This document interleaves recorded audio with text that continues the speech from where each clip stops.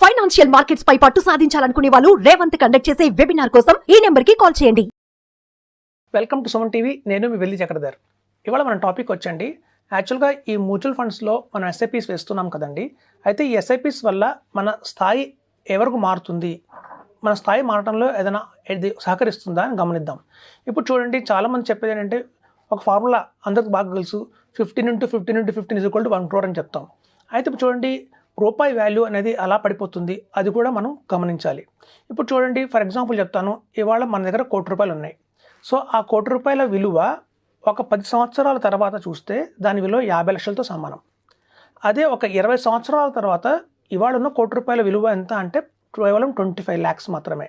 So అంటే 20 years తర్వాత మన దగ్గర 1 crore చేతిలో ఉన్నా కూడా ఆ రోజుకు దాని వాల్యూ ఇవాళ 25 lakhs మన చేతిలో ఎలా ఉంటుందో అదే వాల్యూ ఉంటుంది. ఇప్పుడు అది చాలామంది గమనించరు. మనం ఒక కాయిన్ని చూస్తే రెండు వైపులా చూడాలండి. ఒకవైపు మనం చూస్తాం కానివ్వండి, రెండు వైపులు మర్చిపోతున్నాం. సో ఎప్పుడైనా ఒక ఫైనాన్షియల్ ప్లానింగ్ డెసిషన్ తీసుకునేటప్పుడు మనం రెండు వైపులా క్షుణ్ణంగా పరిశీలించి దాని ప్రకారం మనం ఫైనాన్షియల్ ప్లానింగ్ చేసుకోవాల్సి ఉంటుంది. ఇప్పుడు చూడండి, నేను మంచి ఎగ్జాంపుల్ చెప్తాను. మనం ఇందాక అనుకున్నట్టు ఒక ₹1,00,00,000 కావాలి అంటే 15 × 15 = 1 crore అని అనుకున్నాం. అంటే ₹15,000 per month, 15% rate of interest చొప్పున కనుక మనం 15 years వేస్తే, అంటే మనం ఎవ్రీ మంత్ వేస్తాం కాబట్టి టోటల్గా నెంబర్ ఆఫ్ మంత్స్ వచ్చి 180 months. సో 180 months మనం ఇన్స్టాల్మెంట్స్లో మనం 15,000 వేస్తే మనకు 1 crore వస్తుంది. ఆ వచ్చిన 1 crore నుండి 27 lakhs ఏమో మనం పెట్టాము, 73 lakhs ఏమో మనకి ప్రాఫిట్ అనేది వచ్చింది. సో ఆ 73 lakhs ప్రాఫిట్లో మనం 10% ట్యాక్స్ కట్టినా కూడా 7 lakhs మనం ట్యాక్స్ తీసేసుకున్నా కూడా 66 lakhs ప్రాఫిట్లో అయితే మనం ఉన్నాం. సో ఈ 7 lakhs ట్యాక్స్ తీసేస్తే ఉన్న 1 crore మనకి 93 lakhs మనకి ఆ రోజు వచ్చినట్టు. సో ఇక్కడి నుంచి 15 years తర్వాత ఆ 93 lakhs వాల్యూ ఎంత అని మనం చూస్తే ఇవాళ దగ్గర 37 lakhsతో సమానం.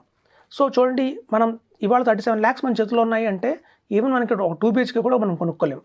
సో ఇవాళ ఉన్న పరిస్థితి మనం గమనిస్తే ఒక 1 crore ఎస్ఐపి మనం అనుకుంటాం, ఒక ఫ్యూచర్లో మనకు 1 crore వస్తుంది, ఈ ఫ్యూచర్లో మనకు 1 crore వస్తుందని. కానీ ఆ ఫ్యూచర్లో వచ్చే 1 crore ఇవాళ ఈ ప్రైస్తో మనం కంపేర్ చేస్తే అది 37 lakhs మాత్రమే అవుతుంది. సో మన స్థాయి ఏమైనా పెరిగిందా అంటే పెరగలేదు, అంకైతే మారింది, 1 crore వచ్చింది అని చెప్పి. సో కాబట్టి ఏంటంటే ఫైనాన్షియల్ ప్లానింగ్లో మనం తీసుకోవాల్సింది ఎలా ఉంటుందంటే, మనకి ఆ రోజు ఈవెన్ ఆఫ్టర్ ఒక 20 years తర్వాత నాకు 1 crore కావాలి, ఇవాళ ఉన్నట్టు 1 crore ఆ రోజున 1 crore కావాలి అంటే ఎంత కావాలి అనేది క్యాలిక్యులేట్ చేయాలి. అలా చేస్తే మనకి దగ్గర 4 crores కావాలి. అంటే చూడండి, మనకి 4 crores కనుక ఆ రోజున మన చేతిలో ఉంటే ఆఫ్టర్ 20 years ఇవాళ 1 crore సమానం. ఇవాళ చూడండి, 1 crore మనకి ఇవాళ ఏమొస్తుంది అంటే హైదరాబాద్లో ఒక డబుల్ బెడ్రూమ్ ఫ్లాట్ వస్తుంది. సో ఇవాళ మనం ఒక డబుల్ బెడ్రూమ్ ఫ్లాట్ కొనడానికి 1 crore ఖర్చు పెట్టినట్టు 20 years తర్వాత, ఇక్కడి నుంచి 23 years తర్వాత మనం కొనాలి అంటే ఒక డబుల్ బెడ్రూమ్ ఫ్లాట్, దాని కాస్ట్ ఆ రోజున 4 crores ఉంటుంది. సో అట్లా కాబట్టి మన ఎస్ఐపి ఎప్పుడైనా సరే సిస్టమేటిక్ ఇన్వెస్ట్మెంట్ ప్లాన్లో ₹15,000 per month మనం చేయకూడదండి, ఇంటూ 4 times చేయాలి. సో ₹60,000 per month ఎస్ఐపి వేసుకుంటూ వెళ్తే 15 years తర్వాత మనకు 4 crores వస్తుంది. ఆ 4 crores ఆ రోజున ఈక్వల్ టు 1 crore అవుతుంది. సో మనం ఫైనాన్షియల్ ప్లాన్లో చేసే పెద్ద రాంగ్ మిస్టేక్స్ ఏంటంటేనండి, కరెక్ట్గా మనం ప్లాన్ చేసుకోకపోతే అంత కష్టపడి మనం చేసుకున్నా కూడా ఆ రోజు మన స్థాయి ఎలా ఉంటుందంటే మళ్ళీ కాస్ట్ రూపీ వాల్యూ పడిపోవటం వల్ల మళ్ళీ మనం డౌన్గ్రేడ్ అవుతాం. సో కాబట్టి మనం చెప్పేది ఏంటంటే, ఎస్ఐపీస్లో మనకు చిన్న డిసడ్వాంటేజ్ కూడా ఉందండి. మనం ఏం చేస్తున్నామంటే వాల్యూస్ని హైలో కొంటున్నాం. మన దగ్గర ఇది చూడండి, లంసమ్గా పెడితే మనం ఒకవేళ మీకు మంచి ఎగ్జాంపుల్ చెప్తాను. 20 years బ్యాక్ మనం తీసుకుందాం నిప్పాన్ ఇండియా గ్రోత్ ఫండ్. అందరికీ తెలిసిన famous one of the best mutual fund ఏంటంటే నిప్పాన్ ఇండియా గ్రోత్ ఫండ్. చూడండి, ఎవరైతే 2004లో అంటే 20 years బ్యాక్ ఒక 25 lakhs కనుక నిప్పాన్ ఇండియా గ్రోత్ ఫండ్లో వన్ టైమ్గా ఇన్వెస్ట్మెంట్ చేసి వదిలేస్తే ఇవాళ దగ్గర దాని వాల్యూ వచ్చి 10 crores ఉంది. 10 crores. సో ఇప్పుడు చూడండి, 10 crores మన చేతిలో ఇవాళ ఉంది అంటే మనం ఎంత లగ్జరియస్గా ఉండొచ్చు, హ్యాపీగా ఉండొచ్చు. సరే, అదే ఇంకో మనిషి అదే 24 lakhsని ఎవ్రీ మంత్ ₹10,000 కింద డివైడ్ చేసి 20 years వల్ల ₹10,000 ఎస్ఐపి వేసుకుంటూ వచ్చారనుకోండి. సో ఆయన పెట్టిన 20 yearsలో 24 crores ఇన్వెస్ట్ చేశారు, 24 lakhs ఇన్వెస్ట్ చేశారు. సో ఇన్వెస్ట్మెంట్ చేసిన 24 lakhsకి గాను ఇవాళ దాని వాల్యూ ఎంత ఉందంటే 1,96 lakhs మాత్రమే ఉంది. సో 1,96 lakhs ఇవాళ మన చేతిలో ఉందంటే ఒక 2 bedroom or 3 bedroom ఫ్లాట్ మనం కొనుక్కునే కెపాసిటీలో ఉన్నాం. లంసమ్గా పెడితేనేమో 10 కోట్ల వాల్యూ ఉంది. అదే ఎస్ఐపి రూపంలో పెడితే 10,000 అదే వాల్యూ 24 lakhs. ఇవాళ వచ్చింది మాత్రం 1,96 lakhs. అది కూడా నిప్పాన్ ఇండియా గ్రోత్ ఫండ్ అలాంటి బెస్ట్ ఫండ్ కాబట్టి 1,96 lakhs వచ్చింది. అదే టైంలో మనం చూసుకున్న హెచ్డిఎఫ్సి టాప్ 100 కావచ్చు, లేదా Birla Sun Life Front Line Equity కావచ్చు, అట్లాంటి వాటిలో కనుక వేసుంటే ఇవాళ 1.5 crore వచ్చింది. అంటే దాని వాల్యూ వాళ్ళ చూస్తే 1,50 lakhs మాత్రమే ఉంది. సో ఇప్పుడు చూడండి, దీన్ని బట్టి మనకు అర్థమైంది ఏంటంటే లంసమ్గా పెడితేనే ఎక్కువ లాభం ఈక్విటీలో, అంతేగాని ఎస్ఐపిలో వేస్తే వచ్చే లాభం నష్టం ఏంటంటే, మనం చూడండి 2004 అనే ఇయర్ తీసుకుంటే ఆ రోజు సెన్సెక్స్ స్టాక్ మార్కెట్ 6,500లో ఉంది. సో 6,500లో ఉన్న స్టాక్ మార్కెట్లో మనం లంసమ్గా పెడితే ఒకేసారి చాలా యూనిట్స్ వస్తాయి. మనం 75,000 దాకా సెన్సెక్స్ వెయిట్ చేసి అమ్మితే అధిక లాభం వచ్చి దగ్గర 10 కోట్లు అయింది దాని వాల్యూ. కానీ మనం ఎస్ఐపి రూపంలో వెళ్తే ఏమైందంటే 6,500 పాయింట్స్ సెన్సెక్స్ దగ్గర మనం స్టార్ట్ చేసాము. ఆ ఇయర్లో బాగా మార్కెట్ డ్రాస్టిక్ ఫాల్ అయితే జరిగింది, 4,000 రూపీస్ దాకా పడింది 1 yearలో. సో అంటే ఆల్మోస్ట్ 20% డిప్ వచ్చింది.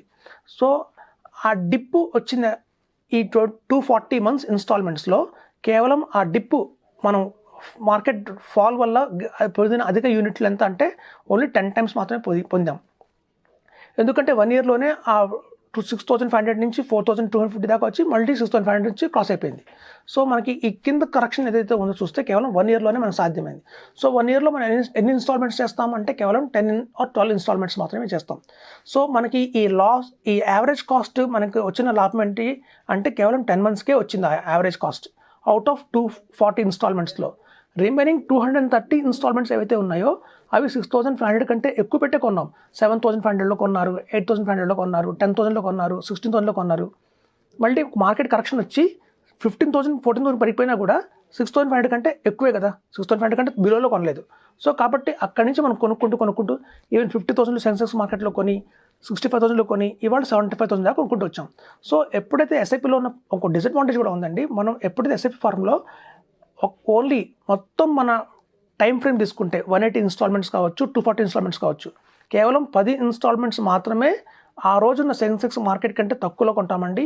బ్యాలెన్స్ 150 ఇన్స్టాల్మెంట్స్ కావచ్చు, 180 ఇన్స్టాల్మెంట్స్ కావచ్చు, ఆ రోజుకున్న వాల్యూ కంటే సెన్సెక్స్ కంటే మనం ఎక్కువలోనే కొంటాం.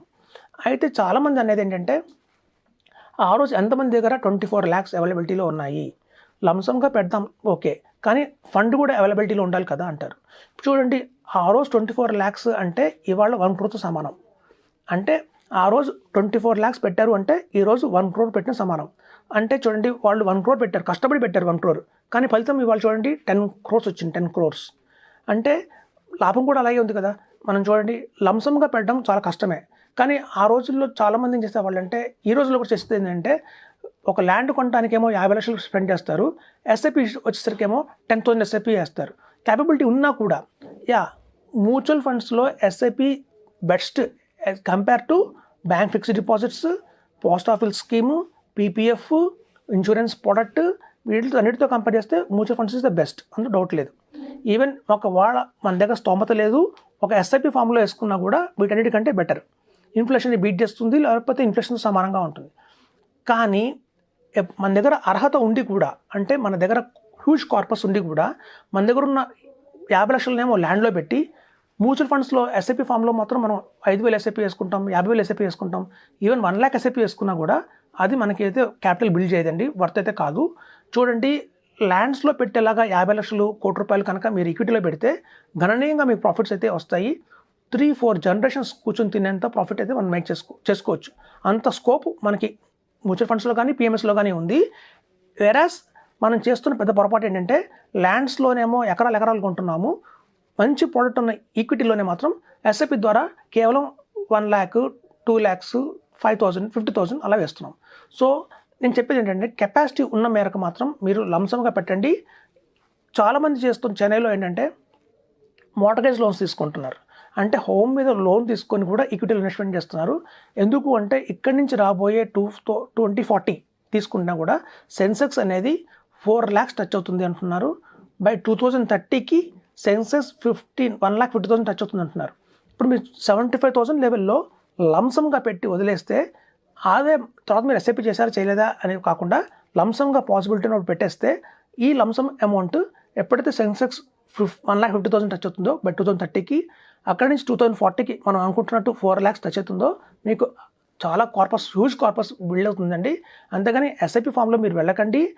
ఓన్లీ కెపాసిటీ లేని వాళ్ళు మాత్రమే, బేర్ చేయలేని వాళ్ళు మాత్రమే ఎస్ఐపిలో వెళ్ళండి. అదర్వైజ్ లంసంగా కూడా ఇన్వెస్ట్మెంట్ చేయండి. దానికి బెస్ట్ ఆప్షన్స్ మ్యూచువల్ ఫండ్స్లో లంసంగా పెట్టండి, లేదా పిఎంఎస్లో లంసంగా పెట్టండి.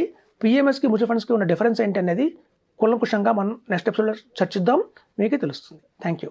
సుమన్ టీవీలో మీ పర్సనల్ అండ్ బిజినెస్ ప్రమోషన్స్ కోసం కింది నెంబర్కి కాంటాక్ట్ చేయండి.